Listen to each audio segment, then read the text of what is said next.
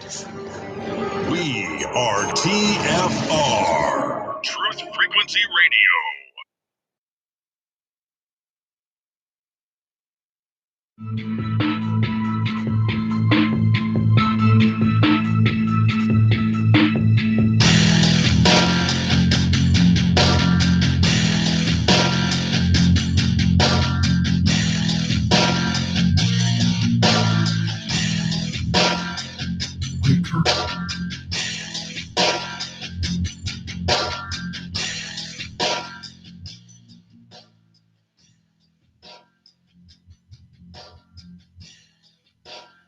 Good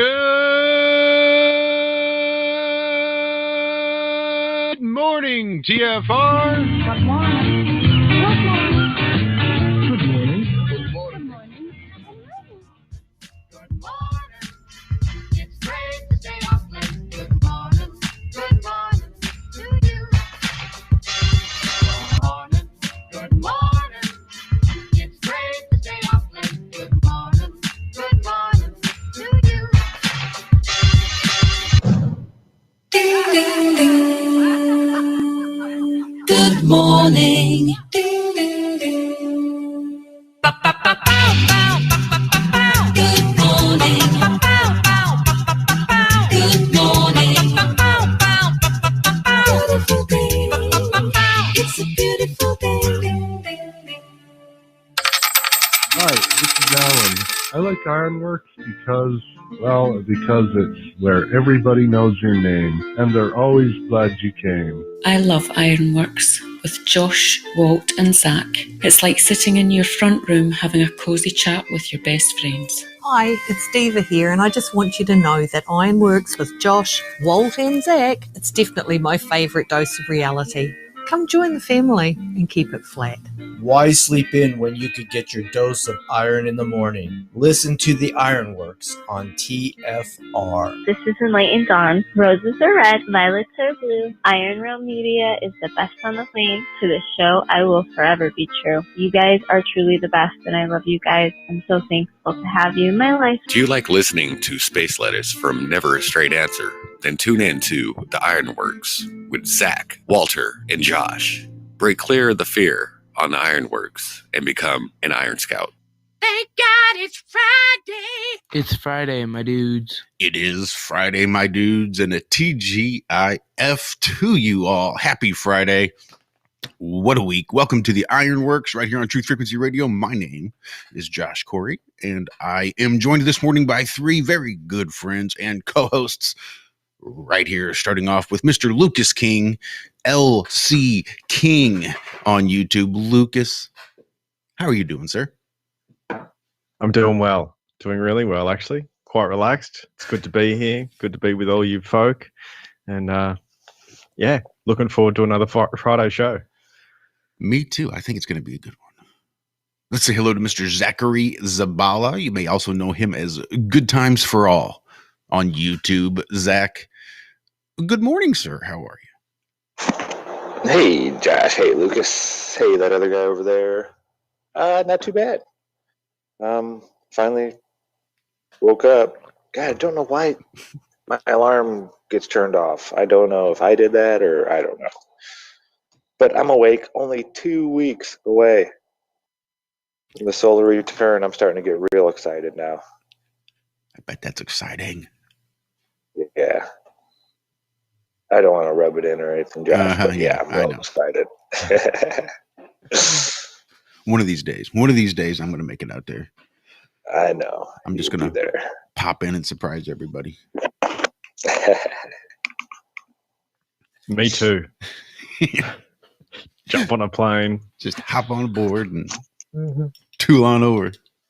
How long does it take to get over there anyway? Like 24 hours or something? At least. Probably not that long. Well, there's time changes. It's probably like 15 minutes, but you got to go through all the different time zones. So it works out to be about 18 hours. I don't know.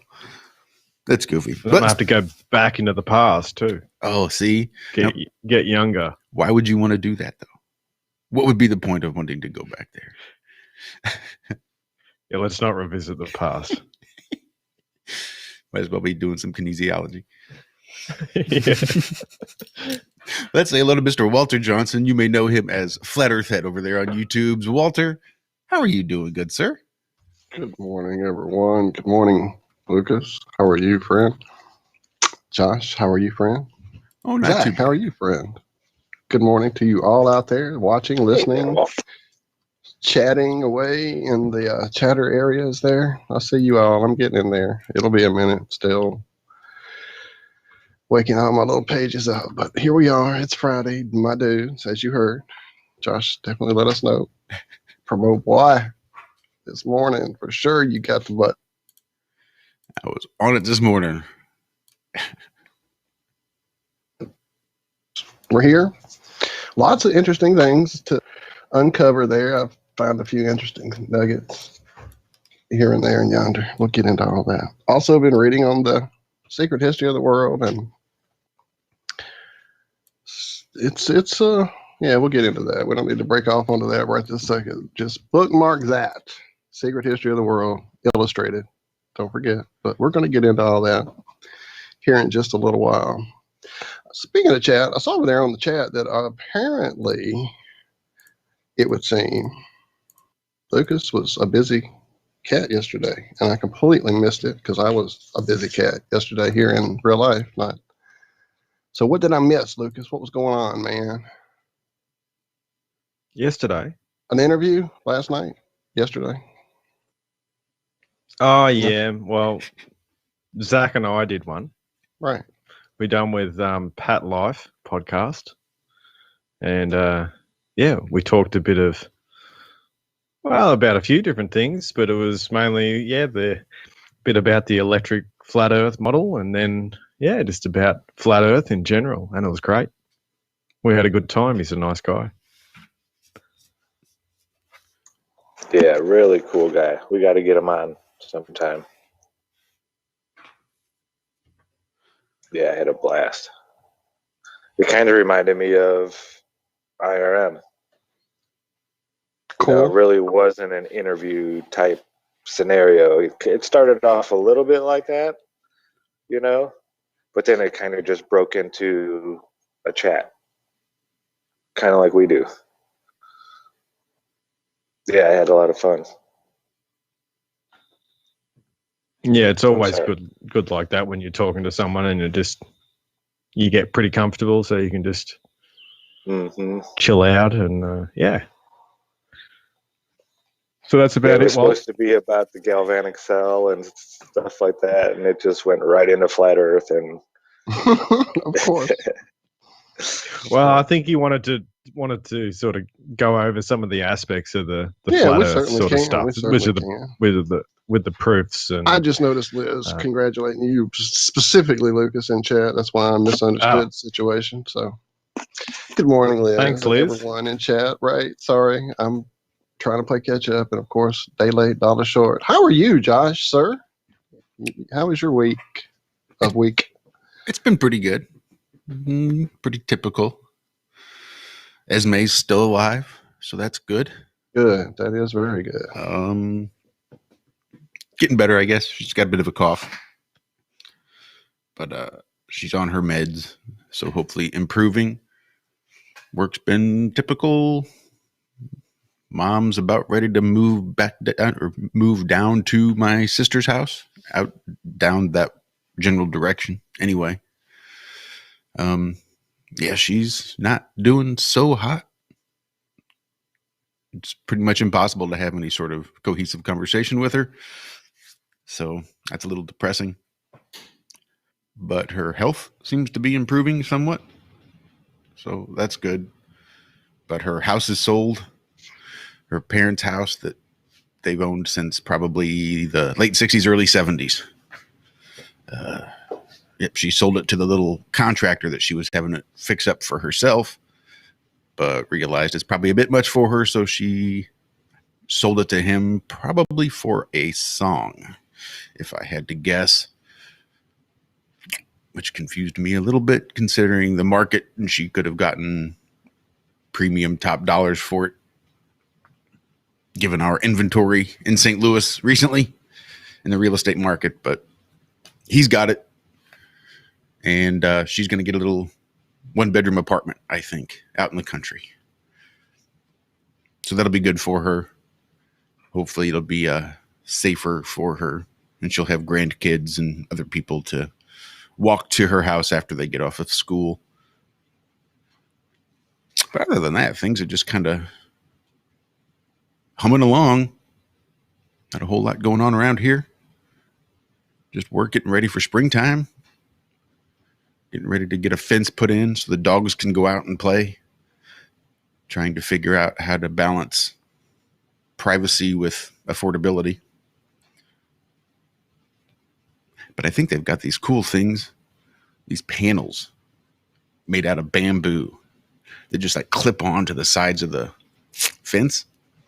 So it just creates the privacy fence that, for a fraction of the cost, which may be the way we end up going. Just That sounds interesting. Yeah, it really is. I was kind of shocked to see something like that, but it's pretty cool. And I'm sure there could be things done. Yeah, I've seen those. They're not bad. What's the quality like? Seems like are they made out of actual bamboo? You never can tell these days. Because I want something that's going to actually hold up. Depends on how much you're willing to pay, most likely. Yeah. You just get a bunch of PVC pipes, cut them in half, and call them bamboo. Yeah. A little bit of paint.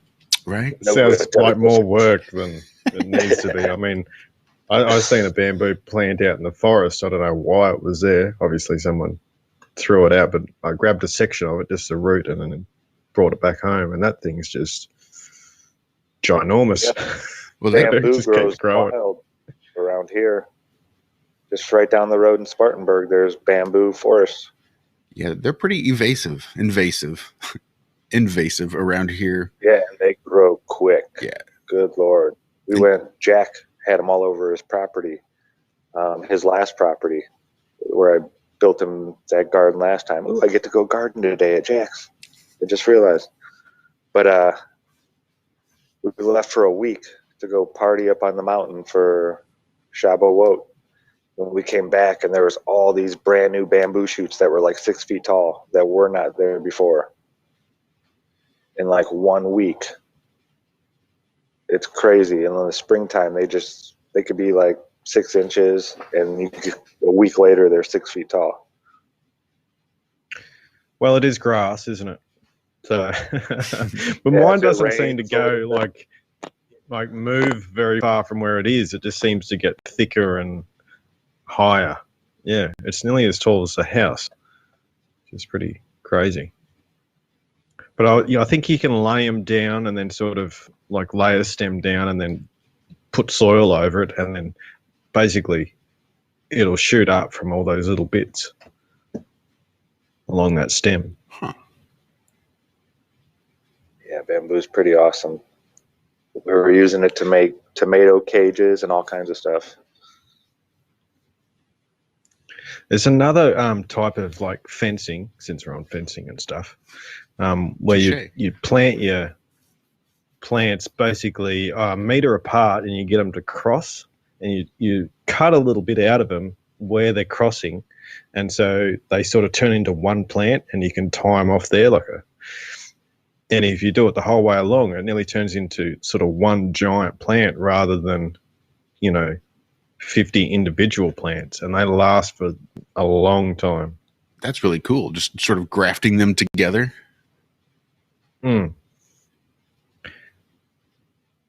Yeah, so if one's sort of suffering, well, the others can sort of bolster it up. But yeah, I think that's like an old school way of creating a living fence.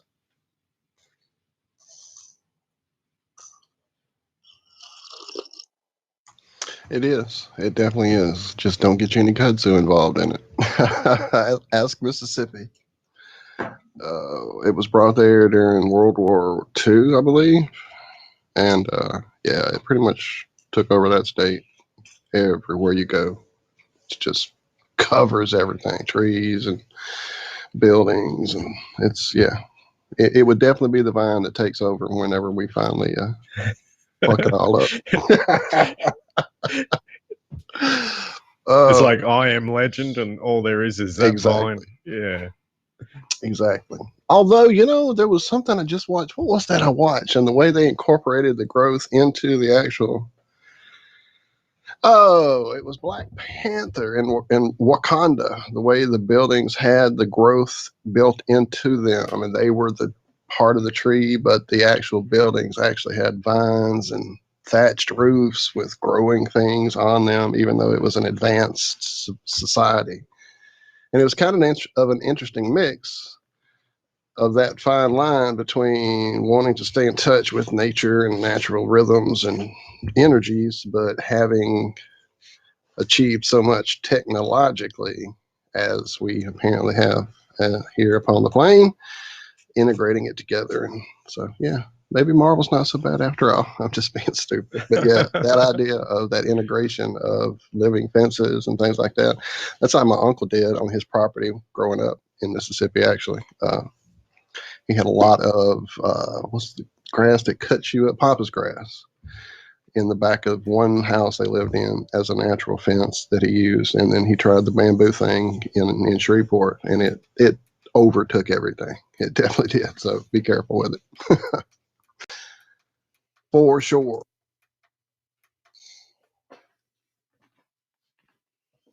So it seems, speaking of things that are natural and growing, a lot of what that was a segue into my book, so I'm gonna try anyway. A lot of what I'm reading in this book, and I know some of you out there have a copy of it, some of you out there have it and they're starting to read it, I believe, if I'm remembering right. One of the struggles with reading anything, as we all know, is most of the time no, not most of the time, all the time, it's just about gonna have a heliocentric makeup, of course, because that's the system we've been taught. So what the book's trying to start with, I'm only like maybe 150 200 pages in, but what it's getting at is all these societies and all their secrets they've hidden throughout time, and telling these stories through hidden means, the hidden technology, the hidden archaeology, and all the things we see integrated into the buildings and into the way buildings are laid out, and all these things that are encoded that tell these stories over history. Because paper is not permanent, electronic mediums aren't permanent, but buildings and stonework and these kind of things seem to have a lasting life anyway. So the book is getting through the makeup of how things got here, how things started, creation. And it starts out with the planets and the gods and the correlation there. And it's still some murkiness there, that like it always is when you start talking about the embodiments of the Greek, the Roman, the gods that we were, grew up reading about, Zeus and all that shit, and the planets that are named for the gods, and the histories of those cultures that kept those stories. Oh man, this is really hard to explain without the book. So one of the things it talks about is this time period during our history when humans were not human yet. And so now we're touching on evolution too. So we throw in heliocentrism, which, all this is tied into the heliocentrism is tied into the astrology and the constellations and all these things. So, but it's tied into it in the Earth's moving through it way, whereas we're tied into it we're looking up at it way. Okay, so in the history it's teaching, at one point we were plant. That's what we were. Like, man, this is so hard to get into, and I probably don't have much time left for this break. Okay, so at one point there was like this whole history of these fish gods that came upon the plane. Dagon, lots of history of it. The guy with the fish head and all the Egyptian carvings, the fish hat, whatever. And these tales of originally Zeus was a fish god. He was part man and part fish. That transformed over to him being Poseidon, being the fish guy. And those things, again, are a little murky and a little confusing. But one of the things it talks about is this continual progression that the book puts forth as evolution, from this weird plant-like, almost chlorophyll-based, getting energy directly from source. Then the next thing, the phase, evolution, if you will, is the one we're in right now, which is that evolution area where everything was liquid. It was the age of Pisces, and Zeus was still a fish god, and all these things was related to the fact that at that time we were still amphibious. This is all not making any sense, I know. In the amphibious state, one of the things it talked about is that the third eye was at that point protruding from us, picking up vibrations, picking up each other's energies. We weren't seeing yet. We weren't experiencing the world around us that way. We were experiencing the world around us through this organ that was attached to our inner being through that third eye, that pineal gland. So it's sensing energy and frequency, and it can read everything about the other being without sight, without hearing. It's just sensing these things. And I started trying to work all that out. And it's like, okay, so they're still pushing this idea of evolution. And anybody who's biologically looked into evolution on a macro level knows it does not work. It doesn't happen. Species do not frickin' change to another species. So maybe, and I know this is going to start sounding a little bit like simulation theory, but it's not. So if we're these powerful beings in our reality that's beyond this reality, where we came from, and in those states of being, we are all powerful, all knowing gods who are basically fucking bored. And this also comes from the fact that I've been starting back into playing a lot of fucking games lately. So in a game, you start out with a character that is underdeveloped, has no level. It's level 1. It can't shoot yet. It can't drive yet. It can't fly yet. Whatever this game is going on with. So what if what we're picking up and what science is feeding us as evolution over time is the fact that out in that other reality, when we want to incorporate into this 3D world as something that doesn't know everything, that's all knowledge is hidden from, because that's the only way to experience time in a linear fashion so that things have cause and effect.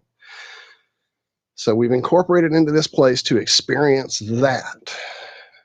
But you don't want to play the game every time the same way. You don't want to play the same character when you play a game. You don't want to play the same type of game even.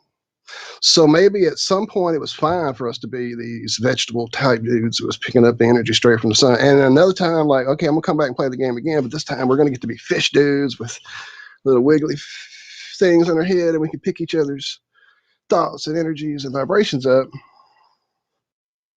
And it's not really that it's simulation. That's what this is a place for us to come and experience 3D and separation from ourselves and from our God-likeness and our oneness and all those things we have to separate from to be able to experience love, pain, joy, sorrow, all the yins and the yangs that wouldn't happen if everything is just one thing. Golly, I hope that made some sense, because I feel like I've been rambling for fucking ever.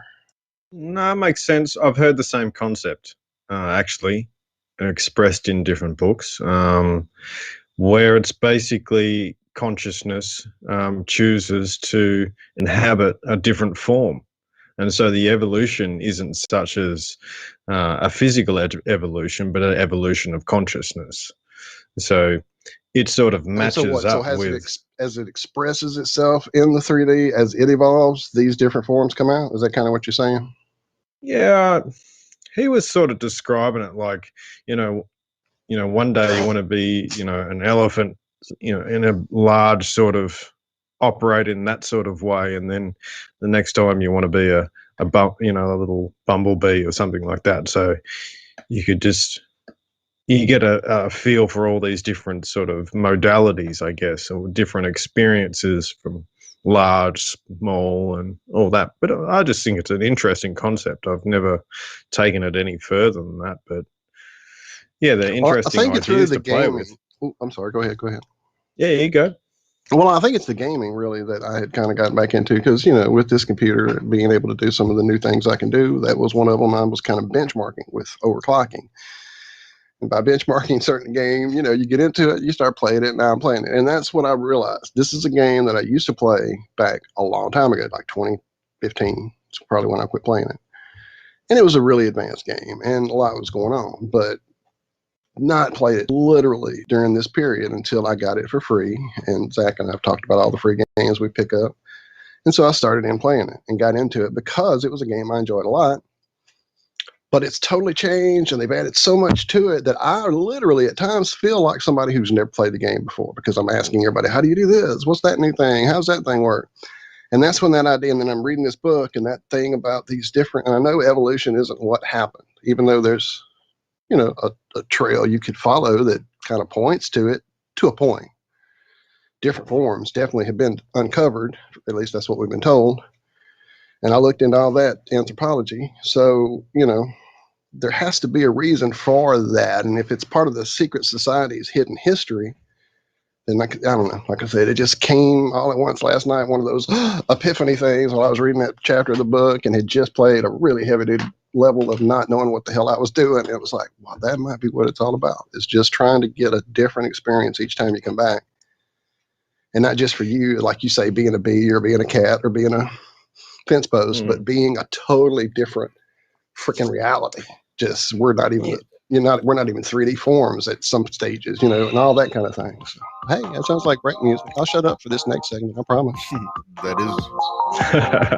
That is break music. Wow. All right, there we go. That's better. Well, that's been the first segment of the Ironworks. We will be right back after these brief messages. Stick around.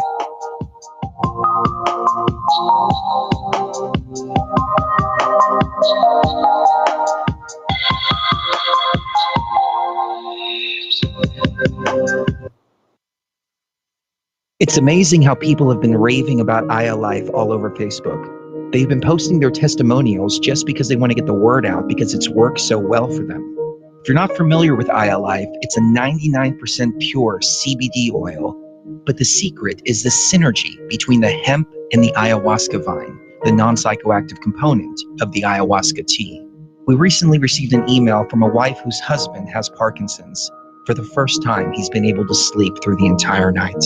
Another customer reported that they're no longer using NSAIDs because their tennis elbow has been relieved with ILife. The reports have been phenomenal and much more than we ever expected. Everyone should have access to this. That's why if you head on over to ILife.com right now and use coupon code TFR, we'll give you $5 towards your order. And we'll even ship it worldwide. That's ILife.com, AYA life.com. Balance of Nature's fruits and veggies in a capsule. It's a great product. And the one thing I like about it the most is that when you open the bottles, you can smell like the scent of the fruits and veggies. It's no genius thing to it. It's really just fruits and veggies, which everyone needs. And you guys kind of put it in a way where you can take it easy and you can get it and it's natural. And that's what I like about it. You know, I like the product and, I've taken it, and it's definitely made me feel a lot better. You know, I'm a healthy person to begin with, but it's definitely good prevention, and it's definitely gives me energy, and I feel like it's a real natural thing. I like it. I really do.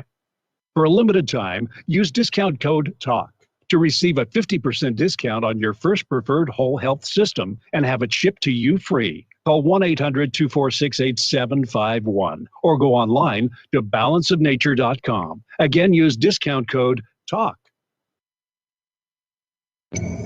He was the deputy director of MI6, Britain's most senior diplomat. He was knighted by the Queen and in charge of thousands of highly trained spies.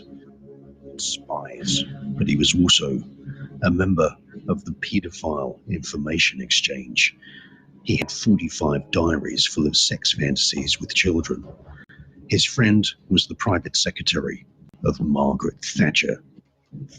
He strangled a child and hit another with his car. He raped young boys and organized orgies with children for other politicians. The Enigma Channel, intelligent television for planet Earth. EnigmaTV.com.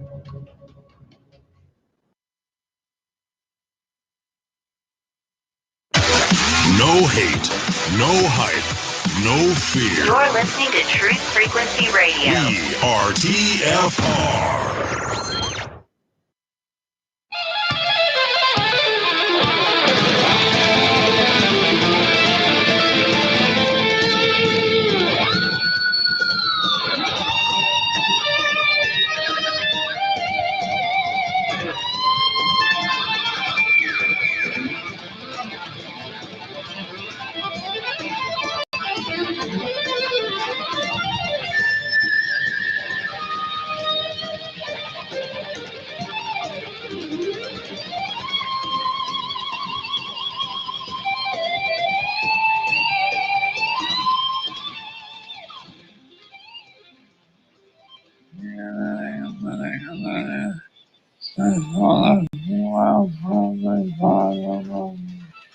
I like the way he talks. Mm-hmm.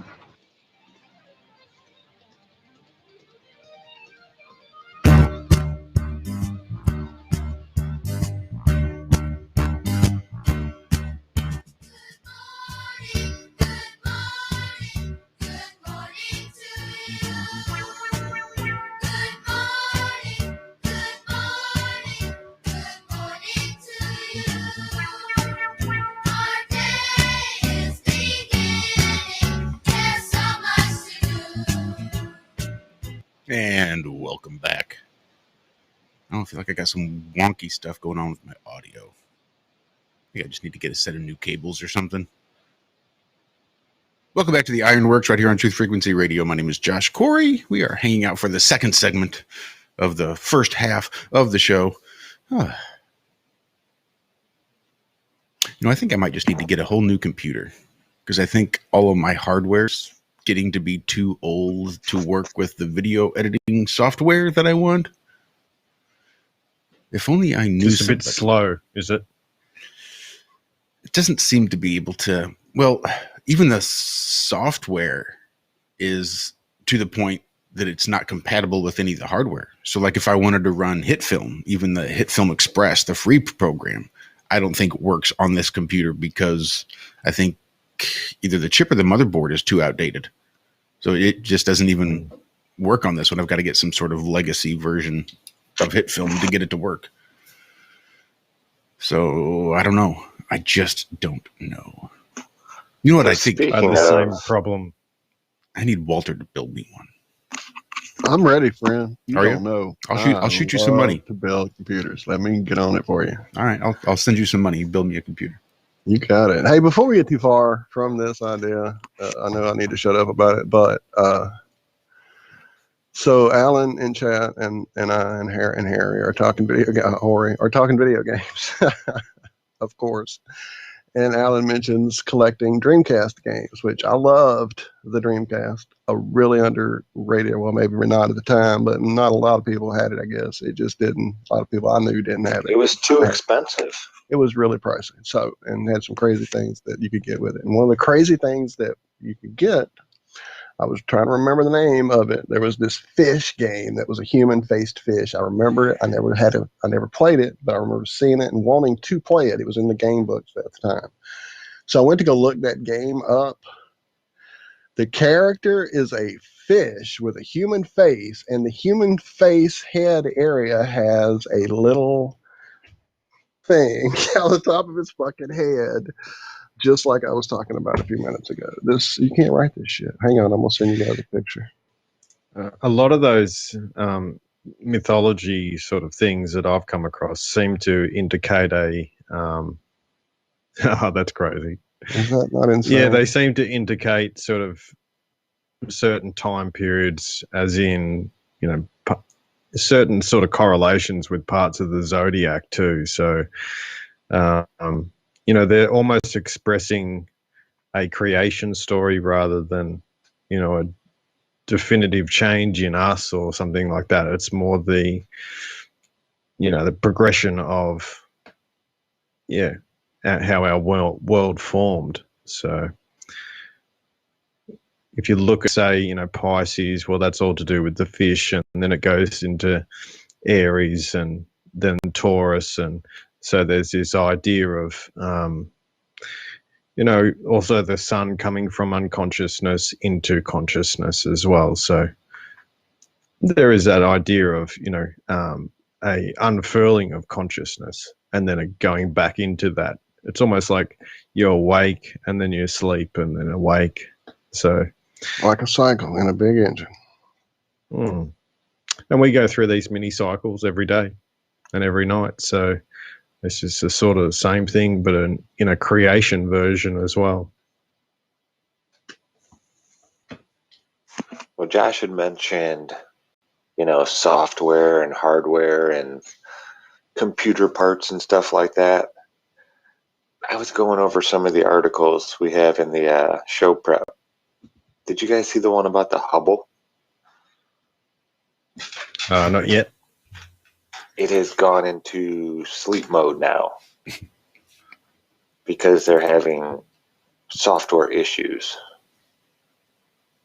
And like you were saying, Josh, the hardware needs to be upgraded as the software is upgraded. If the software is holding a terabyte of information, then the hardware has to be able to hold and process that information. Well, the last time they touched the Hubble was 2009. That's 12 years ago. Do you remember what kind of computers we were using 12 years ago? Yeah, that's why I had to upgrade my computer. It was nearly 14 years old. I'm like, why won't this music program work? It's your fault you created this dodgy program. Hold on, your computer's ancient. Yeah, the Hubble couldn't play the apps that we have on our phones right now. No, it's still playing Snake. And I was reading through the article a little bit further. They go into saying, well, Hubble doesn't really help us see these exoplanets. They help us study them after we find them. It's like, what? What? Right, no, they pass pixels. Shouldn't it find it and then study it? Yeah, who finds it then? Isn't Hubble like the best set of eyes that we have up there? I'm trying to tell you, the little pixel people. They watch little pixels and see if that pixel goes dark. Oh, that's a planet. And then that pixel lights up. Oh, that one's Earth. That's an Earth-like planet. It's a game. It's almost like playing Seaman, I bet.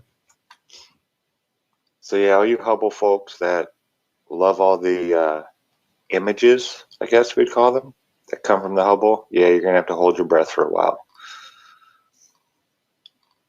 It's being repaired right now magically by elves that somehow the Hubble take elves software and put it into old computer program. Meanwhile, you just play Borderlands. Aren't those like photos of space basically just like overexposed and then manipulated to show colors? Or is most of them not even? Most of them is just purely imagination. Because it's as though the Hubble is a camera that snaps photographs and you can adjust the ISO and exposure and all that stuff and they send back photos. It's ones and zeros. It's data. And then they look at that data and say, oh, this would be this and this would be this and we'll make it this they know color. That sulfur's yellow and blueberries are blue, I guess, and they can color it like that,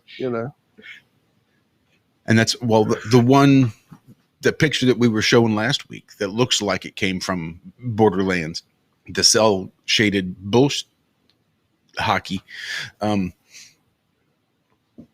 was supposed to be, I don't think, was it just the Hubble or was there I think maybe I'm confusing this with another story where they took a picture, but they used 3 different observational telescopes and then overlaid the data to come up with this one image. But that's what it is.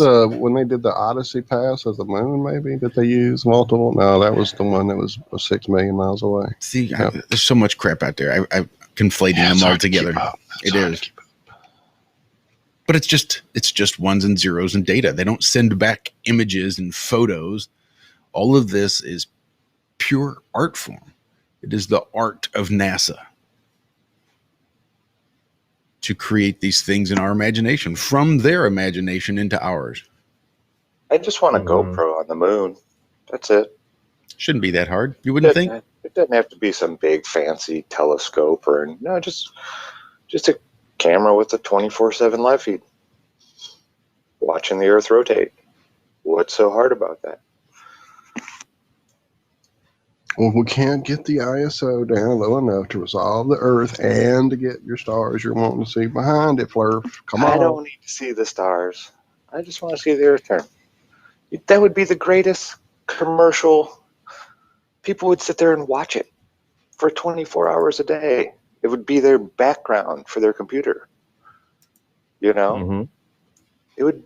There'd be so many. People would love it. They would. It can't be that hard. I mean, they got a Mars rover and bouncy balls and surely a little camera. Yeah, just a camera. Shit, take one of the rovers that China has on the moon and look up. That's it. They're on the Is other camera side, not allowed though. to do that? They're over there on the other Oh, side, on the that's dark right. side, finding China's on jelly the dark and spilling water bears and stuff. They're in the dark. Yeah. I'm probably confusing a couple of space agencies there, but anyway. But yeah, I don't know. It's almost as if people just need to be like, you know what, it's great. Like the normal people that believe this crap. Like, it's great, all this stuff you're doing, but yeah, these people have a point. Can we just get a camera on the moon?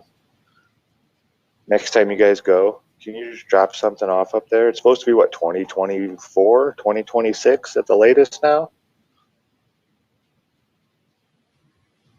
Can we add that in?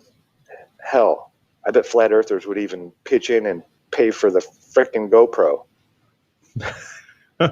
Look, if Nixon can call the moon from the White House, surely with the GoPro that we send up there, we can send some sort of freak message that adjusts the ISO and the exposure so that we can see the Earth, and then we can see the stars, and then we can just call up there, hit 978-64321, and have it change the ISO and all the settings right back to where we see the stars and then the Earth, and we can just change it back and forth and back and forth. Surely it's not that complicated. Surely. No. You can cover it in that tin foil that they did the lunar lander in, and You it gotta should get be the gold fine. foil, though. You have to get the special gold foil. Yeah, You can't gold just foil. use the one in the cupboard in the kitchen. You got to pay for that top dollar foil. For sure. Alan Holman in chat says, no flat earther would pay for an effing GoPro. Which reminds me, Yeah, you're right. We do need a rectilinear lens on that, for sure. we also need to get together with Allison, who is A rectal lens. I'm so confused. That's how you test for COVID, don't you know? You got to I know see if, the virus. if NASA's involved, there has to be a rectal lens probably somewhere. Yeah, that's how they check their eye color. Just got to go where the head is. Oh, get the rectal lens. Seems all these NASA employees seem to have their head stuck up their ass.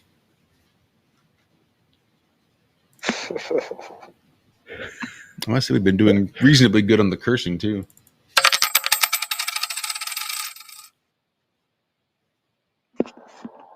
Yeah, Just frickin' saving ain't a money. bad one, huh? What'd you say? I said frickin'. That isn't Doesn't count. too bad. No, that doesn't count. Okay. No. Nah, you can get away with that. So the moon's tail? I'm so confused. Wait, what? The moon apparently has a tail. Where? I ain't never seen no tail on Well, the moon. no, if you look at the moon every night of your life, almost like some people do, you would notice every time you look up that it only appears every now and again. Man, what the fuck do they think we're looking at here? I mean, really, people, how many times are they going to just bring new things into existence and try to convince us That's of a dollar, it? Walt. That's, you gotta drop Oh, something. $1. Shit. Oop, there's another one. Damn. Oh, man. There, I've got some pennies laying around. Anyway. Make it hail. Well, I've seen it now, so it's real. I'll send you guys a link, and you can see that it's real. There is an animation showing how the moon's sodium tail appears from the Earth. It's only a few days after each new moon, when the moon moves between the Earth and the sun, and that the tail is visible from the Earth. Because, I always try to check out that new moon. Oh, it's visible when no one's ever seen the moon. Yeah. or for seeing the moon. Right. So it's only visible during the new moon, but yet You no can't see human has ever gotten a picture of the new moon. Yeah. It's science. Come on, dude. I've If got you an don't know animation about this, right here. I'm looking at it, Zach. this is like one of the holy grails of photography. Even during eclipses, when it should be lit up, that you see the earth shine on the dark silhouette in the sky. Never happens. Never, ever does it happen. Mhm. You don't see the moon when it's new. Ever. Period. It doesn't matter what kind of lens you have, what kind of special, camera you're using, infrared. So I'm sorry. I'm speaking out of turn. I knew I should have scienced more before I got all irate. Now I can calm down. According to this study published on March 3rd in the Journal of JGR Planets, the lunar tail is made of millions of sodium atoms, so it's salty.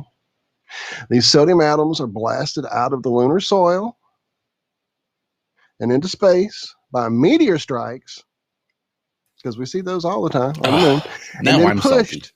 hundreds of thousands of miles downstream by solar radiation. Now, for a few days a month, when the new moon sits between Earth and the sun, and our planet's gravity drags the sodium tail into a long beam that wraps around Earth's atmosphere before blasting into space on the opposite side, well, you can see it with a camera. It's not visible to the naked eye. So that would explain why we haven't seen it. Zach, we just weren't sciencing enough. Because all those Yeah, pictures I've taken, and, some of that is actually close to what I say, so. Oh, It shit. shows that they're listening to you, Lucas. I don't know. I think they're just taking the real stuff and then manipulating it and putting every it time into we their... come up with something new, they throw a new story on it. Exactly. They just, This was first discovered in the 1990s. And so this has been around since the 90s. Yeah, I don't know why we never heard of it before. That is a long editing process. Right. You got to get that animation right, just right. Well, I heard that, the sodium sort of atmosphere stuff when I was looking for it. The furthest back it was in 1980s or something like that. They knew about sodium atmosphere and things like that. So it's definitely something interesting in regards to sort of what I've looked at. But obviously they're going to take it out of context, and I just think with some of those things that there's possibly some real scientists doing stuff and they just can't ignore the data, so they just build a story around the bull and make it bullshit. You know what I mean? What? Yeah, couldn't a sodium layer in the sky really be salt water? Yeah, well, exactly. I mean, It's just the we're waters surrounded by oceans, and the Yeah. sun heats up those oceans, and it's going to lift up the waters, and you're obviously going to get some sodium come out of that, and that's part of what I say with the electric flat Earth, where the moon's the anode, the sun's the cathode, and those type of things. And sodium plays a massive role as an electrolyte. It allows ionic exchange, just like oceans are able to transfer electricity through because the oceans are an electrolyte. So it's almost like the thermogalvanic process is taking place below our feet and above our heads at the same time. yeah, exactly. It's almost like The sun waters is heating the ground. above. Yeah, and then the moon is absorbing the heat from the ground and feeding it to the sun. Mm-hmm. Wow. Yeah, because it's operating like an anode, and the anode, its direction of transference is towards the cathode. So when you treat the moon as the anode, well, its direction of transference is towards the sun, and that's what they're saying in that article. But then they're giving you a, out of context sort of stuff as well. So it's sort of interesting how they do this. kind of truth and hidden between the lines. Yeah, well, I think this is what I was getting at. I think it's like there's people doing real science and they sort of can't ignore some of the data that they're finding, so they have to make up a story around it. And so you get all these sort of weird things like the moon's rusting or these sodium tails and things like that. So, they have to make it fit into the heliocentric model. And it's interesting when you look at sodium. You have sodium lamps. You've heard of that. So the sodium vapor lamps, and it's very similar to, say, moonlight in a sense. You have a low pressure system, and you have sodium vapor. So there's correlations in that sort of way as well. And it goes back to the old saying, all of our technology, we just mimic what we find in nature. Yeah, we do. I mean, can we think outside of where we are in a sense? Can you think of something that isn't part of our world in a sense? You can, everything we do, even if it's a computer game or something like that, you're still representing nature in some way, even if you're sort of screwing it up in a way. Yeah, there's always these certain variables that are always there. You can manipulate them a little bit, but it seems like these certain variables are always present in everything that we create. That's right. Yeah. And, even from those little crabs that do sort of, they create those really hot bursts of bubbles by snapping their little... Right. They're so fast, it creates like plasma and shit. Yeah. Yeah. Nature does all these different things. What was the other one? That hovercraft with beetle wings and... Oh, yeah, like the so. scarab beetle. The one that the Egyptians, it's found throughout all the Egyptian hieroglyphs and stuff like that. They supposedly worship this type of beetle. Yeah, they found levitational properties in the structures of their wings, the way their wings are created, because they're way too big and bulky to actually fly.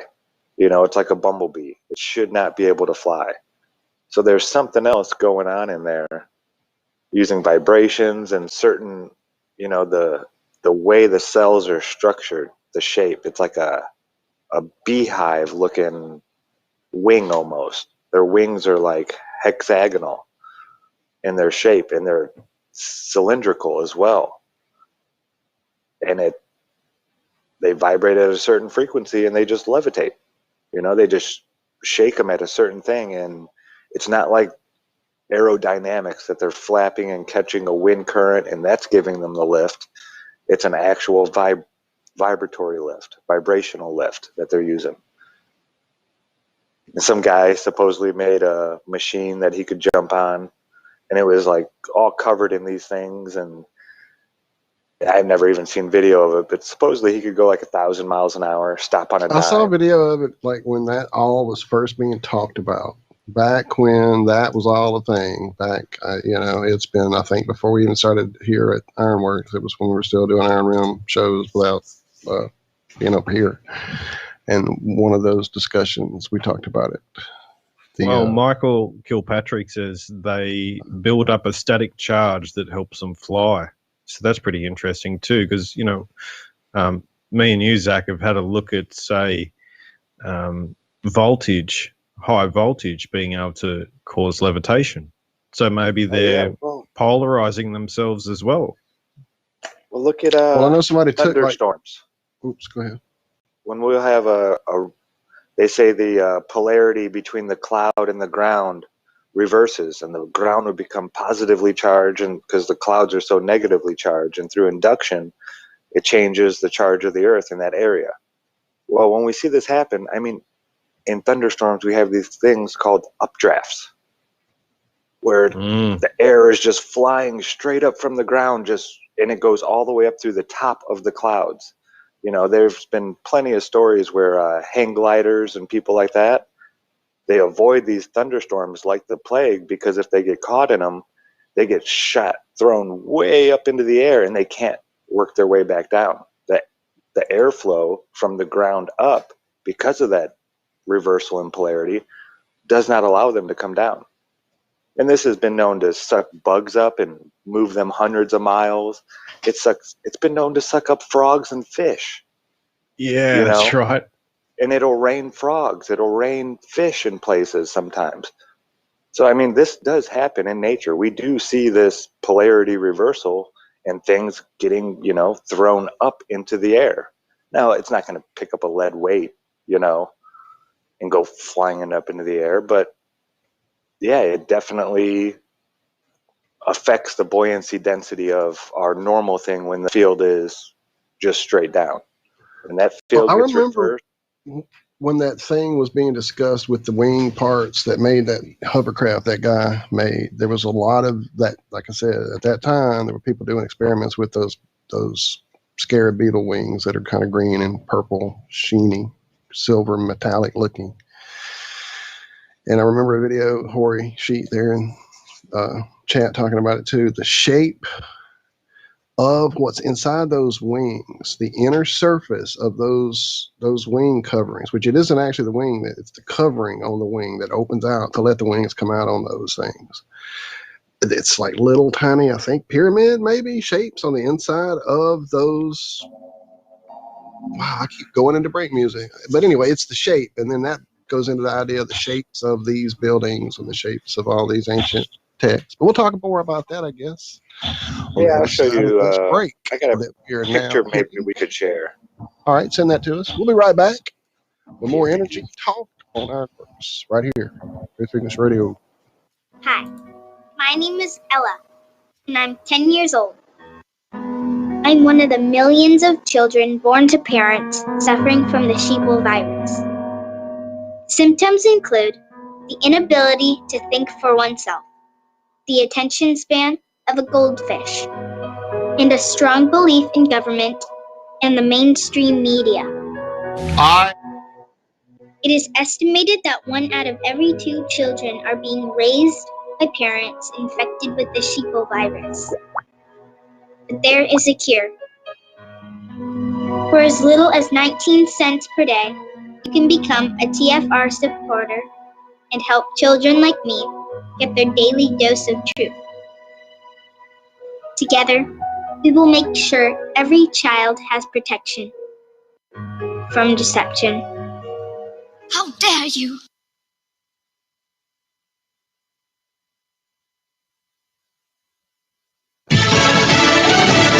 Marking 1 year, I'm Jack Callahan, Fox News. Since the start of the coronavirus lockdowns, President Biden addressing the nation last night. He lauded his administration's efforts to combat the pandemic. 2 months ago, this country didn't have nearly enough vaccine supply to vaccinate all or ever near all of the American public. But soon we will. Now, because all the work we've done, we'll have enough vaccine supply for all adults in America by the end of May. Now, Biden is ordering states to eliminate the current rules surrounding vaccine eligibility that used to prioritize different groups. Fox's Kevin Corke reports the president said his goal is that Americans will be able to hold small family gatherings by the 4th of July, but with the caveat that variants of the virus could lead to renewed lockdown orders. The coronavirus stimulus bill is now the law. The president was scheduled to sign the $1.9 trillion COVID relief bill Friday, but decided to sign it a day early. It's clear that an overwhelming percentage of the American people, Democrats, independents, or Republican friends, have made it clear, the people out there, made it clear they strongly support the American Rescue Plan. But the bill, criticized by many in the GOP as a bailout to blue states, passed without any Republican support. One House Democrat from Maine also voted against the bill. Fox's Jessica Rosenthal. Parts of Colorado are bracing for a late winter wallop. Governor Jared Polis urging residents to prepare to hunker down. You don't want to be one of those people that might have to be searched, found, and rescued. Much better to, if the snow starts coming down hard in your area, stay at home and not go out. As much as 2 feet of snow forecast for the Denver area, much more in the foothills of the Rockies. Record closes yesterday for the Dow and the S&P 500. Asian stock markets closing Friday mixed. America is listening to Fox News. Wherever you are, make it Truth Frequency Radio.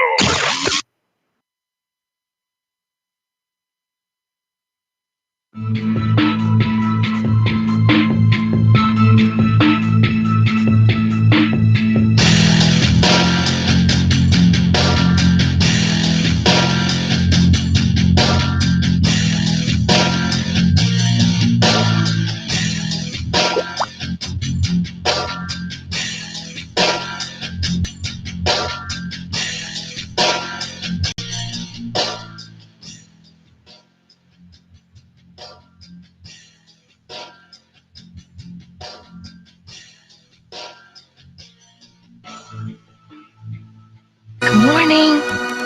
I'm here. Wake up. Wake up. Wake up. Wake up! What is dark matter?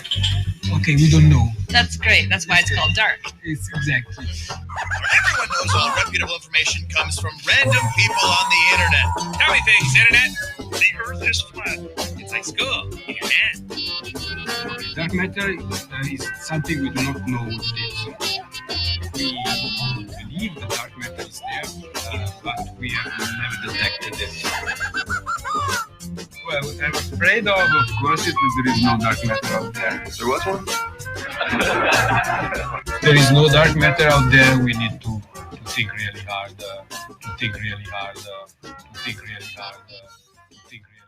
I'm Neil deGrasse Tyson, bitch. And welcome back to the Ironworx.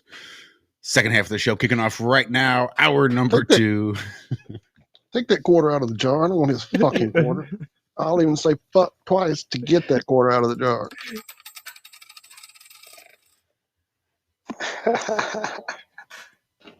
I love it. And what were we talking about? We're going into old tech. We're going to show you a little shapes. Sorry. Oh, yeah. You mentioned pyramids, and it just like hit me like a bismuth shot, I guess. Oh, see, it's all shapes of energy, I think, and that whole thing of that. I remember the guy taking 2 of those wings and like putting them to each other, and one just hopping off the wing part, like hopping off for no reason, just hopping off, apropos of absolutely nothing. And then he took what I can't remember. It was almost like maybe one of those vibrating razors that were real popular for a few years ago, and touched the edge of one of the little wing parts, and it made another part fly off and levitate for a few seconds. And he was doing that on his desk, and then he put the video on and showed it during that demonstration of the guy with the hover thing. And I remember it even had the symbol of some kind of bug on the control panel, which was like a stick, like a steering stick, like almost a bicycle at the top of this board he was standing on. And apparently the board was covered with these wing pieces that he was hovering around on.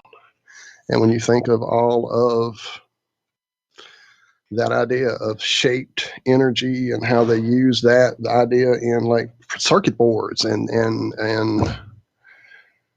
just that idea. And there's a purple energy plate, I've talked about it before here, that I carry around in my back pocket. And it's that's the idea that it's based on, or at least that's what I was told 40 years ago at a conference, that it has little tiny pyramids in little vortex shapes, in little spiral shapes laid out on the surface of this plate at a molecular level, creating this energy field that does amazing things if you use these plates around yourself. Put plants on them, use water that's been sitting on a purple plate, changes its whatever frequency, I guess. And so that idea of shaped things. Well, you remember we had that conversation, Zach, about those guys that were trying to collect atmospheric electricity, and they'd had those balloons, and they'd have spikes all over the balloons to collect even more charge. Just little pins, really sharp pins, and then they'd send them up. So really, that's another all sort of over the balloons. Yeah. One guy even applied If we grab that one idea from him, he would have a flame, not touching any part of it, but he would just have a flame up there, like exciting the atmosphere, so more energy could be transferred into his device. Interesting. Yeah, that's So right. apparently, it's as simple as that, as sticking something into the atmosphere for it to work. I remember one of the first videos that I was looking at trying to figure out this world way back. It was, a guy climbing this tower, crazily huge broadcast tower. And apparently, you can take an elevator up the first 1,000 feet of it, but the last 600, you climb on a freaking ladder outside. There's no cage protecting you. You're just out there, and like there's a clip safety thing you're supposed to wear when you're in scaffolding or when you're in high-rise areas doing things like that. He don't even have it clipped. He just goes, and then he'll stop and clip it then. I'd be clipping every step. Anyway, on his way up this tower to change the bulb or whatever he was doing, when he got up to a certain level, every few feet there were these things sticking out from the antenna, not very long, maybe 7-8 inches long, and on the end of them it looked like some kind of futuristic ray technology thing with fluored out metal on the end. And those were every few feet, and I'm like, well, what the hell? I know that's not like dissipating lightning, because that whole thing's a lightning rod, so what the hell would that be? And then it hit me, well, that's Tesla-shaped thing, so that must be some kind of Tesla free energy shed. And this was before the full awakening that Flat Earth brought me into. That was one of the first aha moments of like, sure, they're just hiding technology of that nature, of collecting energy in the air on these towers all around us. Fast forward a few years later and talking about the fact that the towers themselves are actually collecting and creating the energy. Anyway, yeah, that idea is mind-blowing. Yeah, well, that's the that's, you see those little sort of splayed out things like that, or those little Antiquitech, we come to know them as. Exactly. They're on top of those buildings everywhere, aren't they? They're pretty crazy. The other, I watched a video from Stuff Beagle just a little while ago, and one of his latest ones, and it was still post mud flood sort of stuff, but it was like some videos of the old world, and you sort of getting a view of someone obviously had a camera and was going around. But what I really noticed was, these buildings were amazing, and just there was no rubbish. There wasn't nothing. It was just like a higher state, and even that was after post mud flood stuff. So, come to our, where we're supposed to be, the pinnacle of modern stuff, and we've got graffiti and buildings falling apart and plastic bottles and wrappers from fast food laying around everywhere. So it was just interesting to see this different world that was so clean and nice. Anyway, that's my little rant.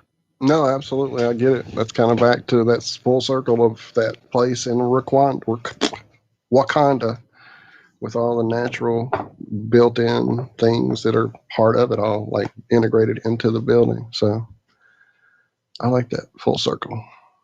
I'm looking at green beetle wings, just as a side note, getting ready for some pictures for the show description. And there is an item here. I have to find it and show it to you guys that I think would be probably, well, never mind. I broke it. Apparently the click I clicked was not the right one, because now I'm just spinning. Give me a minute and I'll share it. Hang on. Liz in chat was asking about the magnet drop. And we checked out this one fire tower out in Kentucky, and it's tall enough and everything, but it has the metal staircase going up all the way around it. And we're trying to not have metal close to the falling object, because, the magnetic one could get attracted to that and slow it down or this or that. We were looking into brick buildings. Karen B had a great idea to contact the tree service people that go around cutting down trees in these big booms, the big lifts. And I talked to the Asplund Asplund or whatever they are. They do a lot of tree services. They're like a nationwide company, I think. But they have one that goes 110 feet. Now, I didn't talk to like the office. I was just talking to the guys on the road. I saw them and I stopped and started chatting with them. So we're going to see about how much it would be to rent one of those things for an hour or two. Maybe even just go to their place, you know, not have to leave, and just see if they'll take us up to that height and let us drop some things and, you know, a few times. But yeah, I mean, there's places to drop it, but would it be validated to be doing what we're claiming it to be doing? I don't think so, because you have these materials in close proximity that are magnetically attractive. So yeah, I should have thought about the actual experiment before I gathered all the stuff, because finding a place for this is a lot harder than I was expecting. I know in Greenville there is. What about a meetup drone? happening here. Sorry. Somebody with a drone that has some kind of droppable claw thing. They've got to be out there. That's designed to carry heavy shit. Right. There's got to be one out there by now. Expensive. They are expensive. That's the thing. They do have there's these big companies, drones that I know, carry like weight. even here in Lafayette, there's companies that do like filming and do things that you can hire out, maybe hiring one rather than trying to get the drone for yourself. Because, yeah, those rigs that carry the cameras and stuff that have like the 8 wings and huge, like can lift a man almost. Yeah, those are, I'm sure, pricey, but renting it just for like the afternoon to do the experiment and have it, once it drops and it's no metal, it's just air all the way down, you know? I don't know, just an idea maybe. Yeah, anyway, while I've got this on my screen, this is the thing. It's a brass frame with these wings mounted inside somehow. Just looking at it, it feels powerful. I wonder what having that next to you would be like. Anyway, it will be in the show description for those of you not enjoying us on YouTube currently.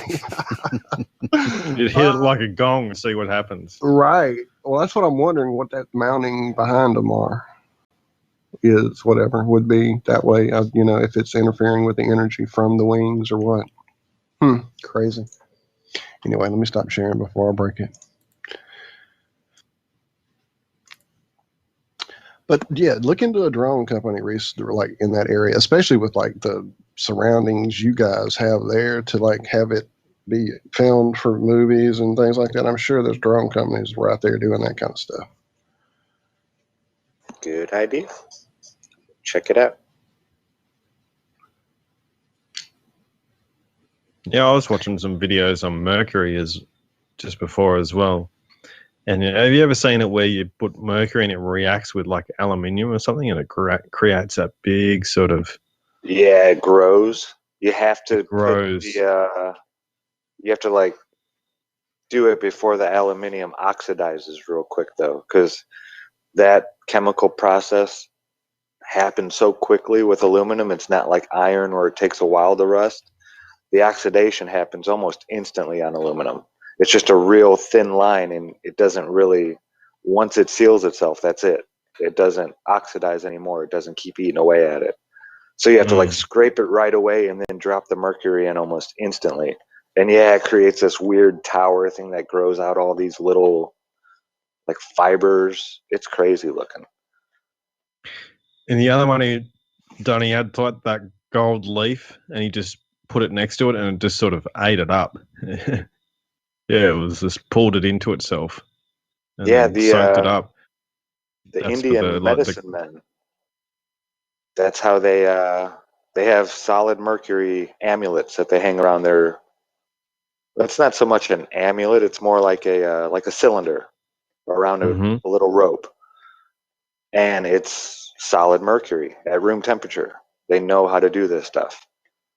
You know, it hasn't been refined or anything like that. It's pulled straight out of the earth. I mean, they eat mercury over there in India as part of their. Yeah, that's right. You know, they were grinding it for hours with salt and maybe lemon or something as well. Some yeah, other they'll put couple of these little products, and then flavors on it. yeah, and they just eat to it. make That's like part of mercury their cakes. church. Yeah, and they sit there and they have them all laid out in the middle of the thing, cut them into slices, and people come up and just. They say you can eat up to a kilogram or half a kilogram of mercury, over a pound of raw mercury, and not die. But these guys have Yeah. these little amulets, and to power their amulets, they take gold foil, the gold leaf, and they just put it all around the mercury, this little piece of solid mercury, and the mercury just absorbs it. The gold disappears right into the mercury.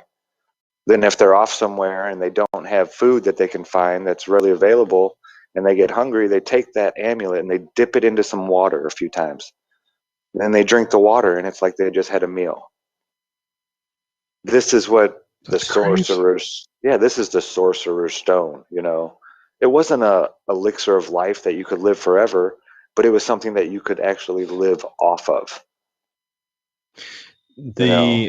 The other thing they have is like those I forget what they're called, but they're basically like a little worshipping mound, I guess, and yeah, they're made of like solid mercury as well. So they're not liquid form; they've made it solid, and and they say that mercury is mind, so it's got this relationship with the mind, and some really interesting sort of correlations with this idea of mercury and what it actually means esoterically as well. So, Well, yeah, they say it flat out. Mercury is everywhere around us. It's in the soil, it's in the plants, it's in the animals. Mercury is a part of this world.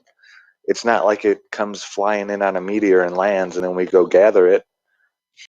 It's just like gold or silver. We don't find like big mines of this stuff, like huge. You might find a vein here or there, they say, but most of this stuff is in very little tiny particulates, and it has to be ored, and you just take a rock and you burn it down and you get all the gold out of it or this or that. There's ways to extract it. Mercury is the same way. It's everywhere. It's in everything. well, yeah, Not to refine it does it become toxic and bad for you. when I was talking to Benjamin Balderson about alchemy, he says that all metals were regarded as liquid. So it was like mercury was the actual metal, and then I've thought about it in this way. And I don't know if it's how right it is or wrong, but you have a gradient of metals basically. So one's more on the sulfur side, which would be tend towards the gold and silver and things like that. And then you have these other metals which are more closer to the salt side, which are like your leads and even that bismuth would be closer to the salt side just by looking at how it structures itself. So I just find that interesting that there's a gradient of metals rather than these particular periodic sort of like this is this and this is only what it's made up of. You know what I mean? It's nature doesn't seem to just say, well, this is one thing and one thing No, it's all only. It great. seems to, yeah. So I just find it interesting to put, your metals and different sort of elements in a gradient rather than in a particular, defined, that's what it is exactly, more like, they're made up of different things, but just how they present themselves seems like that would be Yeah, it's not sulfur a or that would different be salt or element that would so be, much. It's yeah, just figured differently. yeah. It's all made of the same stuff. Everything is made of the one, you know? Mm-hmm. We get this one source, and then the four elements or the four forces, like we like to call them now, transmutate this one into all the matter we see. They say it gathers in the rainwater, and as the rain falls, the rain will land on a rock. And now that raindrop, all the stuff in there will become a mineral. Some hits animals, and it's crazy. I know that sounds insane, but ancient alchemists believe this wholeheartedly. When the rain falls, the first thing it touches, if it touches a plant, that element now becomes part of the plant kingdom. Well, don't we fast forward and take that forward into homeopathic medicine idea? You know, the idea that you've taken this substance and diluted it down so many hundreds, literally, of times that there is no original form of that element in this homeopathic substance except the memory of its whatever frequency, molecular shape, whatever it is. And the other one, that there's a medicines that are part of where you can collect the dew of certain flowers and things like that. The essences, they're That's actually old school extremely Mama powerful. medicine growing up around here. Traiteurs and my grandma and all that talked about using early morning dew for different ailments. I remember that growing up thinking it's water on the plants in the morning. Crazy lady. Yeah, well, I thought the same thing, and then I started taking some of it, and I'm just like, wow, this is really powerful stuff. It just seemed to, I don't know, really changed me in a subtle way that it's sort of indescribable. But yeah, I think it has I think there's something to it, that's for sure. So how do you collect it, sir? Just wondering, a methodology that would work. Are you out there licking the plants in the morning? What's going on? That might be why you feel so good.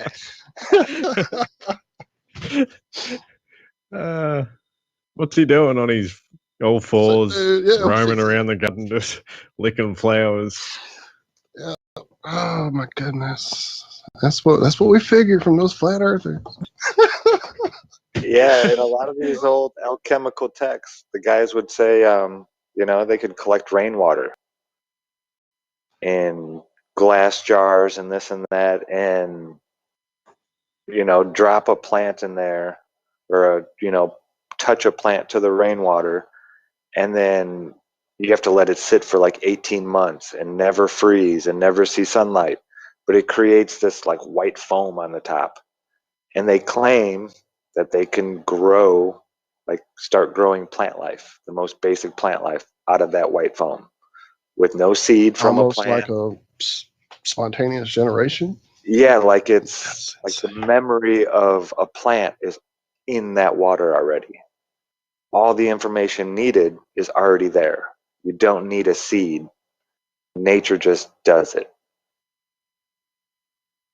Yeah, it's interesting. Nature just does it. I think that's the secret to a lot of it, is nature just does it. That's I think we have a show title. Shit. Well, that's what my grandma used to say. Whenever she really didn't know the answer, that was sort of her go-to. Well, that's just the nature of it. And I found that to be true for so many things, that when there is no legitimate answer that we could truthfully, honestly say this is the answer, really, that's just the nature of it. That's just the way that nature works.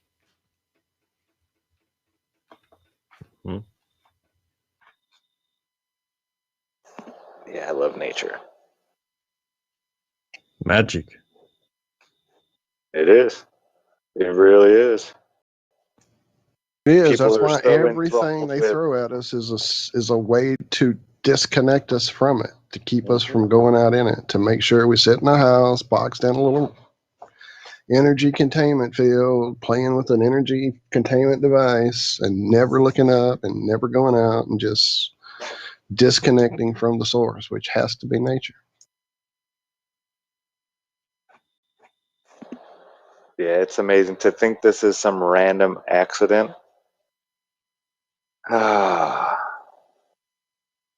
It's like, a tornado. Evolution is less likely than a tornado going through a junkyard, and building you a 747. Yep. That's more probable than the world we see around us just happenstance happening. Right. Imagine if Walt just bought all those computer parts, got them in the mail, and just chucked them all in one big bin, grabbed it, just shook the hell out of it, and then poof, magically had a computer. I think I'll try that on yours when you get that. Yeah, that would be less amazing than this world that we get to live in every day. I think it would work reverse for. Sorry. us. Sorry, Zach. no, I think it would work good. for reverse for that computer idea. He'd have a computer, he'd shake it, and throw it in the bin. And welcome to my version of technology. That's how I do things.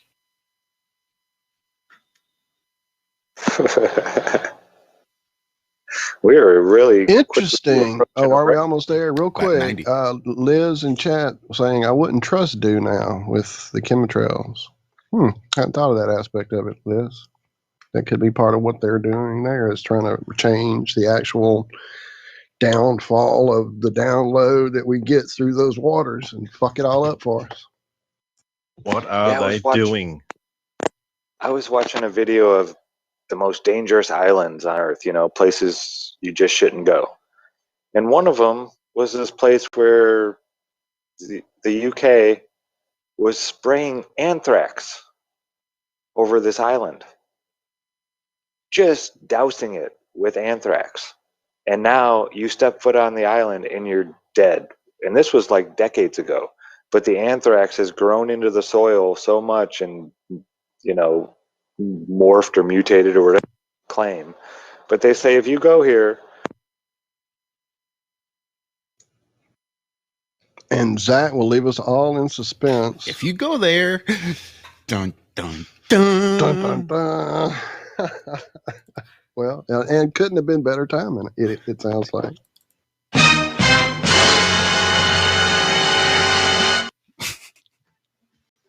As we fastly approach the last break for this awesome show here Friday, everyone, hold on. We will return. Fourth and final coming up right after this. Stick around.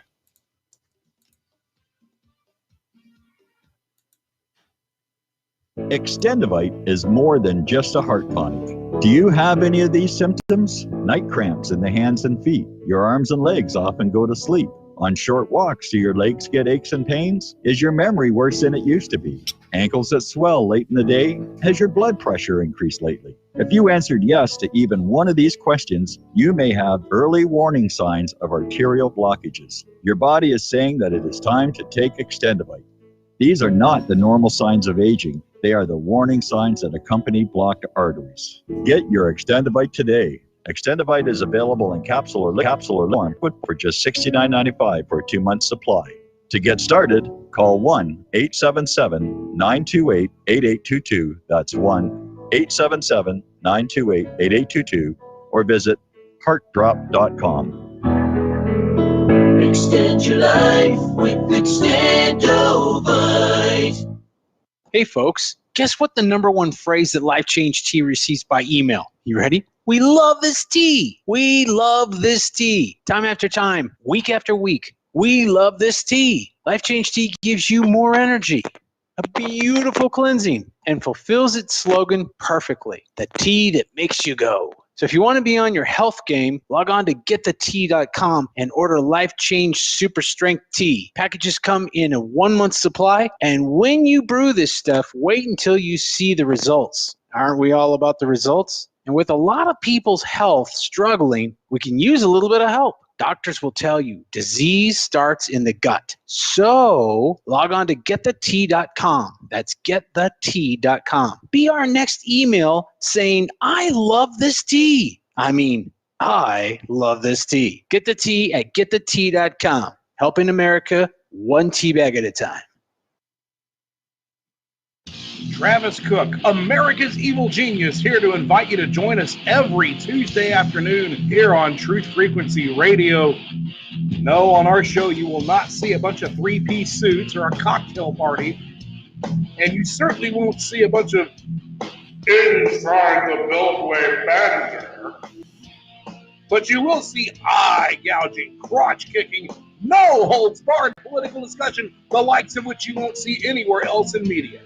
America's Evil Genius.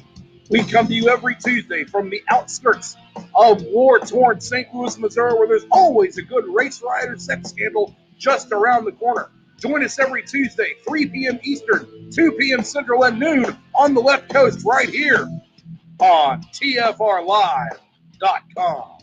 America's Evil Genius, Travis Cook. On truthfrequencyradio.com. We are TFR. My faith in destiny is all I need to prevail. Truth Frequency Radio.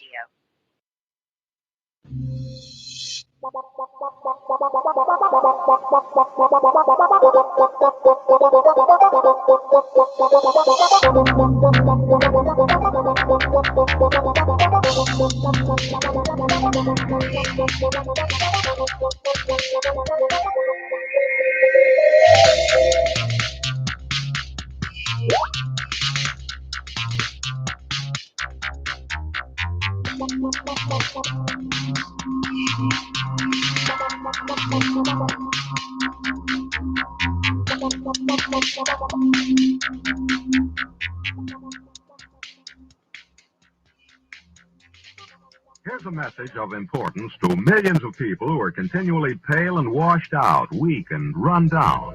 Doctors will tell you that these conditions are often caused by a deficiency of iron.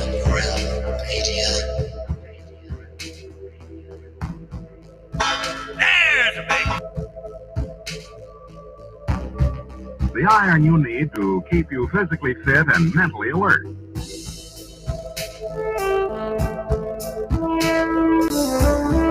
Medical studies show that 2 out of 3 women and many, many men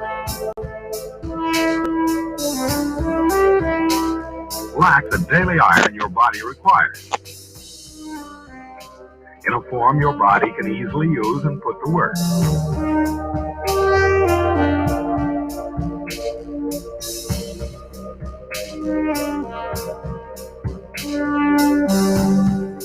Every dose gives you more than your daily minimum iron requirement. We are awake. We are awake. We are not alone.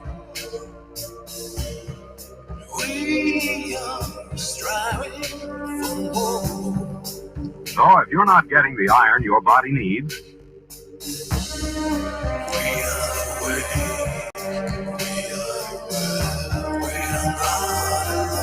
if you feel weak, run down, and are easily upset,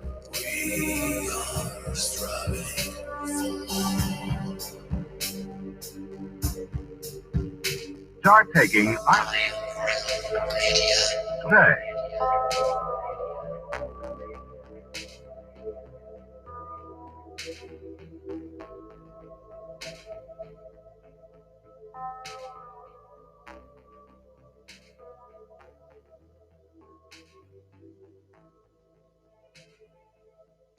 There's a big holler tree down the road here from me, where you lay down $1 or 2. You go round the bend, and when you come back again, there's a jug for the good old Mountain Dew. Oh, they call it that old Mountain Dew, and them that refuse it are few.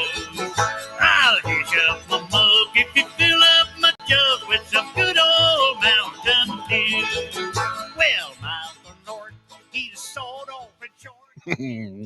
And welcome back. Fourth and final segment of the Ironworks right now. Yes. Yes, that took me back. That's stuff I grew up on. I think you better finish what you were saying, Zach. Everyone's just left them hanging. What did I say? If you go in there, the island with anthrax. Oh yeah. Oh yeah, that's what they say. That's why I was wondering what's really there. You know, I mean, every time they tell us that, oh, you can't go here, it's too dangerous, this and that. That's what they say about Antarctica, right? So what's really there? Good stuff, probably. That's what I think about all these places. And there's some island that has radioactive waste that's been buried that the door can never be opened or else it'll kill the whole world. So what's down there? For real. Because we got radioactive waste buried all over the freaking place. Or I like all the golf courses. You know, where there's stuff underneath them, where they've hidden everything. National forests, state parks here in the United States.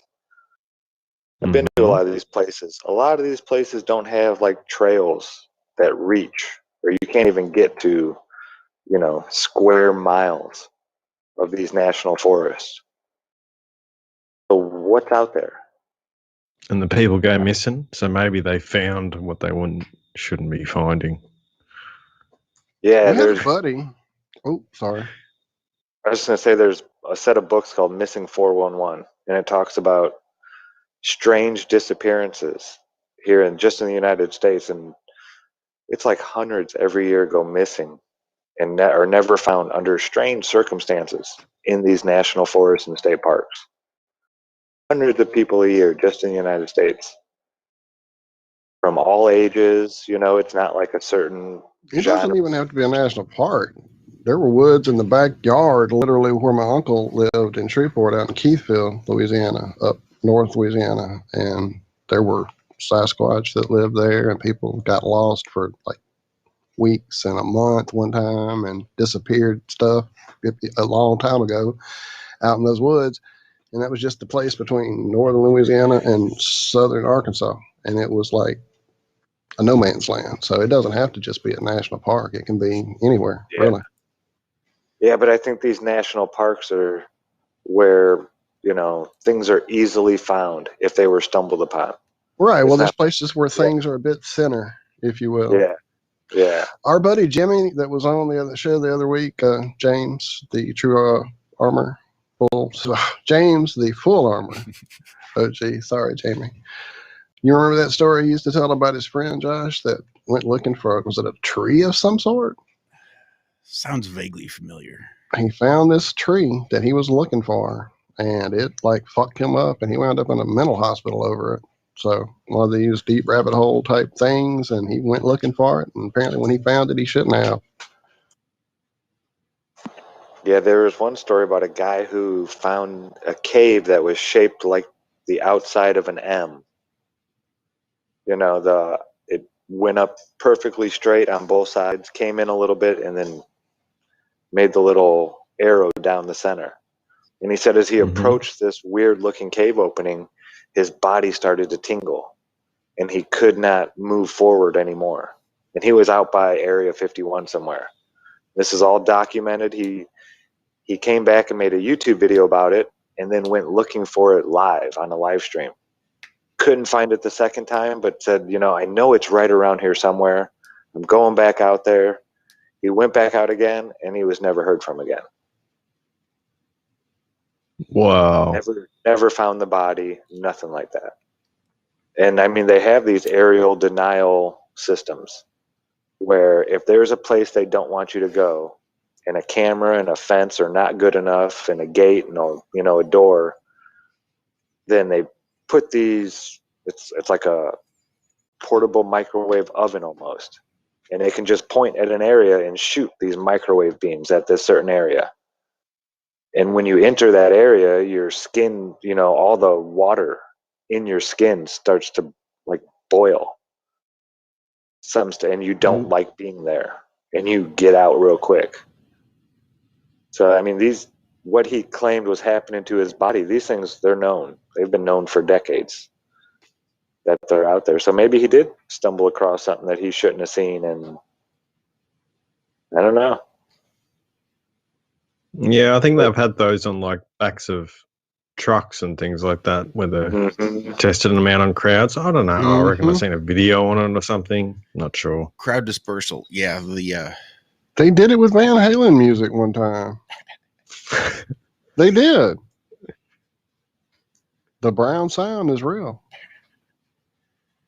But I've heard even those. That's a little different, the brown sound. No, Eddie Van Halen's sound is known as the brown sound. I knew y'all, when I said it out loud, I knew where this was going to go. I know what y'all are talking about. That beam that's supposed to have gastrointestinal effects. No, I'm serious. His music, the frequency of the sound, his tone, they blasted it at some kind of situation. Let me find it. I'll find it. I've heard those active denial systems. That was not the LSD. Are pretty easy to bypass. that you could take like a garbage can lid and basically bounce back those microwaves that are causing you to heat up and causing your blood to boil. That they're pretty powerful in what they do, but they're pretty easy to negate from what I understand. They don't penetrate much of anything. Yeah, I heard a solar blanket. You wrap yourself in a solar blanket and you'd be cool. Yeah. Or Captain America shield.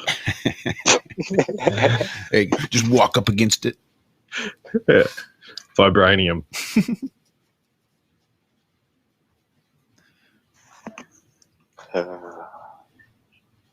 Well, the sun we're is, waiting for the brown sound here.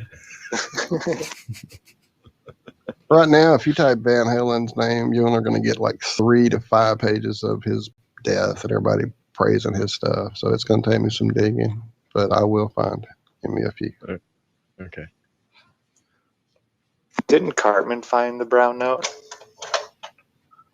in South Park? I don't know.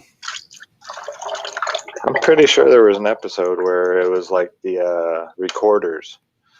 They were doing the recorder concert from all the different schools, all the fourth graders from around the country, or maybe been around the world, were getting together.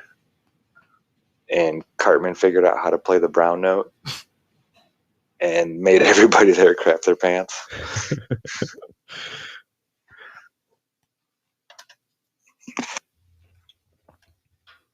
I haven't watched South Park in so long. Me neither. Sorry, I was lost playing catch up in Doesn't chat. really interest me. I apologize. Yeah, I haven't watched it in like years, literally. Every now and again, you'll mention one that was good, and I'll go find it and watch it specifically. And then the next one comes on, and I'll get about halfway through, and I'm like, I'm good. They turned it into a soap opera where the story is constantly going from the last. They started that a few seasons ago, and then it kind of just never was the same. It was like there was always a political agenda being like the exact same political agenda. Before they could pick on, the Federal Reserve or Ben Affleck, or they'd pick something to pick on. And then they got really aimed at the whole PC culture movement and all that, and started making characters about it, and it was like, I don't know, like a soap opera now. Well, it seems that you and I are a bit off with our appraisal of South Park of late, according to Alan Holman and Aussie Rob. Shout out to Rob, one of the OG. You heard him right here on the first few episodes of Ironworx. Anyway, shout out to Rob talking about it as well. Apparently they mentioned adrenochrome in a recent episode of South Park, and apparently an episode from 2 nights ago was very topic worthy, but I have to play catch up. So on the recommendation of Alan and Aussie Rob, I will go check out and see what's going on of late with Matt and Trey. Well, I I'm was still a trying huge to get fan. over Don't the get me wrong. emojis, Oh, I am so sorry. I just started up and go, Lucas. I said I'm still trying to get over the emojis. Right? We broke Lucas's brain. We shared the Dr. Smythe. What's his whole Bulwer Smythe? Bulwer Smythe. Yeah, the guy that we shared with you all about the emoji sigil, Solomon Seals, demon, whatever, crossover, the country of Amon, all that. And then, I don't know, did you watch the next one with the movie? The I watched all these videos after that. Right. The rest of it got crazy too. But that little series of, okay, so here's what happened with the emojis. And then here's this movie that has no redeeming quality whatsoever, being the only fucking movie this country released ever, period. What the hell? That's insanity. That's just insanity. You can't write this shit. 8% on Rotten Tomatoes. Yeah, it's horrible. It's horrible. That's I didn't horrible. even see it. Yeah. And I didn't see it after that. I didn't even watch it to see how bad it really was, because it was just that bad. I didn't want to see it. But yeah, that dude, whoever put that whole site together, that whole channel and the puppet and the whole 9 yards, genius level stuff. I would like to get him, the creator, on here, but maybe we can get the professor himself on. That would be awesome. The puppet. That'd be sweet. That would be pretty cool. And there was a live stream happening, so it's not like that's not a potential possibility. What? It's on. I'm going to get my Kermit. Where's he at? I was wondering, like, does he, lay on the ground and hold the while he's speaking, and how does he sync up the mouth with what he's saying? Adobe actually has an app that does that now. Has one of their programs where you create a 3D character, and you just talk, and it does it all for you. It's pretty amazing. Instead of animation, I'm thinking about looking that way, because animation is a pain in the butt. It really is. Karen B and I were talking about this, and she was like, "It's so much easier. You know, you can build the background and stuff in animation, and then just throw your 3D character over it, and it just talks for you. You just talk, and the mouth does all the movements. It'll even do, you can make it walk and do all kinds of stuff. It's real neat." What do you want to do with it, though? I was thinking of making educational videos for children. Oh, yeah, this is Yeah, something I that'd be cool. started over a year ago. And then I just kind of put it on the back with so many things. I did almost 80 hours into it, because animation is, starting animation is a pain in the butt. Once you get all the drawings and everything down, you can manipulate them and move them, and it gets easier. You can save all these clips of these different movements and then just put them in there. But creating all this stuff, it's a pain in the butt. I got a lot of the hard stuff down, but I actually sent Dave Weiss a message. I was like, I need a G-rated button on your app so I can know which flat Earth videos I can show my kids. Anyway, That's a great maybe idea. you'll get to it. Maybe you'll get to it. Yeah, we need it'd be a good G-rated idea, flat 'cause Earth videos. no brainwashing, no political correctness nonsense. I'll leave all that stuff out. It'll just be the physics. We won't mention flat Earth, won't mention a globe. It'll just be nothing but strictly physics and how all this stuff kind of works together. And then the children can go from that with their new knowledge and figure it out themselves. I don't want to, steer anybody in any certain way. Just give them things that I know for sure, how things work, and children are smart. They'll get it.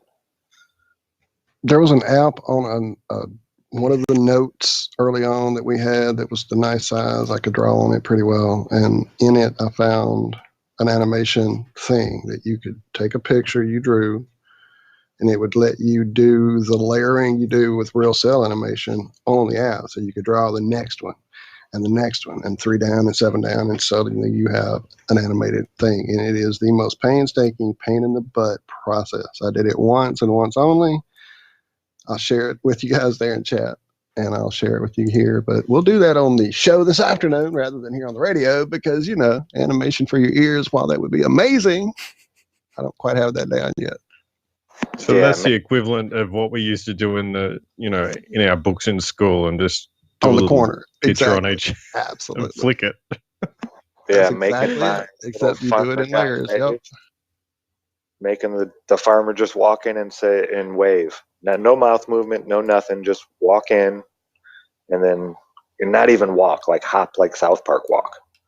Right. That took like 4 to 6 hours, something like that, to have him come in and then pull his hand up and wave it back and forth a few times and then put it back down. Painstakingly long. But once you get it, you have it. And you can just take that clip, and every time you want him to wave, he comes in and you just throw that clip in there, and now he waves. But building up all those different effects, those movements. That's why the mouth, my guy didn't move his mouth at all. I was like, no way, I'm not. No. If just waving is that hard, no, I'm not going to take the time. And the information's more important than seeing his mouth move. But you go back and watch some of the stuff that you watched when you were a child. I watched Pee-wee's Playhouse, and I thought it was remade for adults. I was like, no way. These got to be the new ones, right? Just for adults. And they're like, nope. These are the ones they were showing in the late 80s, early 90s. These are the same ones you watched when you were a child. And it was horrible. I could not believe all the sexual innuendos, and it was crazy. Yeah, our children don't need to see stuff like that. No. So yeah, there does need to be some clean, wholesome education out there. I mean, even all the cartoons. You know, adults can watch them with their children because there's a bunch of adult humor in there. Rugrats started that way long time ago. Throwing a bunch of adult humor that the children don't get, but the adults don't mind watching it. Even the last name of the family, generic. How awesome is that? It's just a generic name. We'll call him generic.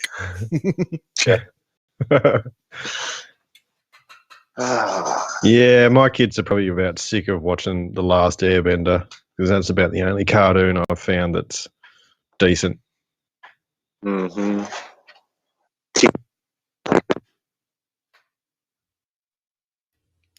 Sounds like you got some wonky Well, I'll sound say too, that Zach. Pee-wee was awesome. I grew up on it, and I'm fine. Look at me. Well, golly, Walt. Golly, Pee-wee. See, the truth is that was never for kids. It was designed by a twisted comedian who stole it from Andy Kaufman, then created a show based on it from a character he already was working on in some movies with Cheech and Chong. And while Paul Reubens is pretty good on some comedic areas, he definitely took this idea and ran with it in a very twisted way on this Broadway show that was then used for an HBO special. And it was strictly like mirrors on the shoes looking up the lady's dress and lots of stuff that was not children appropriate. That was the idea of the stage show. This is a children's show that is not for kids. Then some idiot at programming on Saturday morning said, oh, cool, we can turn this into a kids' TV show, and turned Paul Reubens loose on the network and gave him pretty much free reign because at that point the movie and that blew up and all that happened at the time to make it just right so that they got away with it. And it's pretty amazing that they got away with it. For that matter, go look at freaking Ren and Stimpy. That was on like Cartoons for Kids. That was Cartoons for Kids. That wasn't even in an adult area that was at all. That was it was the first Cartoons one for I Kids, remember. and that was out there. So yeah. Anyway, I remember watching that. Yeah, it was great when you were a kid, and I wasn't a kid. Hell, I was in college watching that. But yeah, it was definitely not for kids, but it was there for the kids on Nickelodeon. It was a Nickelodeon show. It's on every Nick. I've got it behind me because it's one of the twisted things I liked growing up. But it's a Nickelodeon product. It's not Adult Swim. It's not close your eyes, kids. It's strictly here you go, kids. Enjoy all these sexual innuendos and everything else from a known pedophile apparently now, Chris Falusi. But anyway, I digress. Wow. One of the That's greats, nuts. though, was Pinky and the Brain. One is a genius, the other's insane. Now, with your open eyes, knowing what this Earth realm isn't, go back and watch that and tell me who's the genius Who's and who's insane? insane. Right? Who's insane? Narf.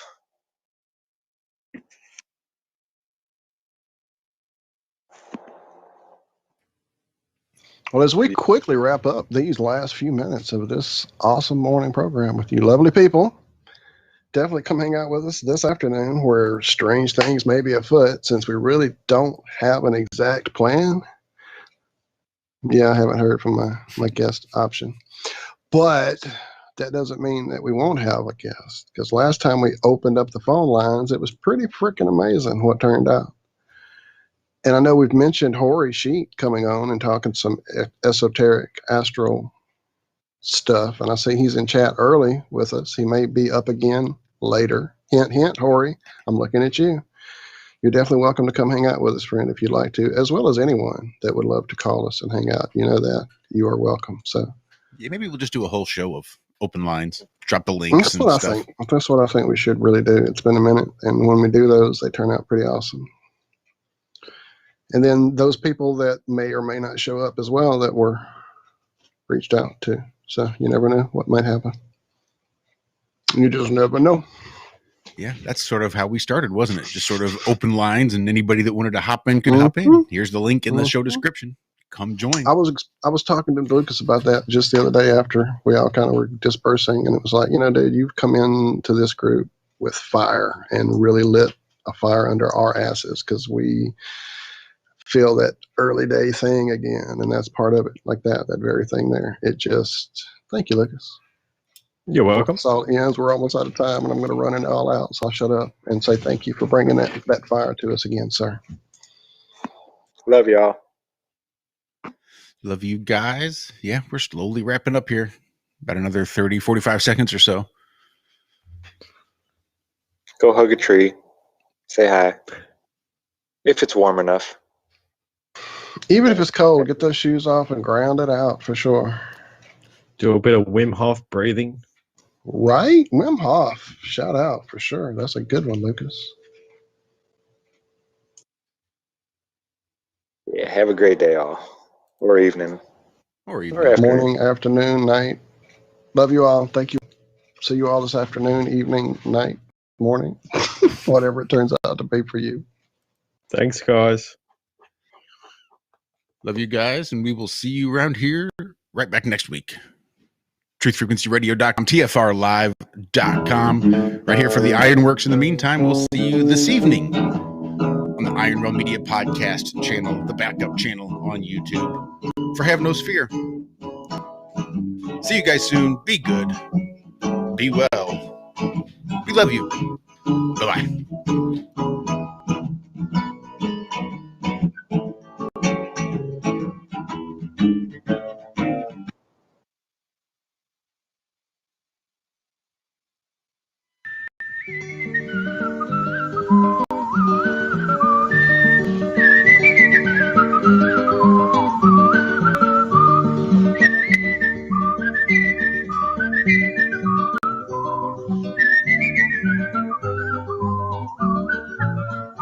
Hi diddly day dum diddly doo day dum diddly doo day diddly day day. Hi diddly day dum diddly doo day dum diddly doo day diddly day day. Let grasses grow and waters flow in a free and easy way. But give me enough of the fine old stuff that's made near Galway Bay. And policemen all from Donegal, Sligo and Leitrim too. We'll give them the slip and we'll take a sip of the real old Mountain Dew. Hi diddly day dum diddly doo diddly dum diddly doo diddly day day. Hi diddly day dum diddly doo diddly dum.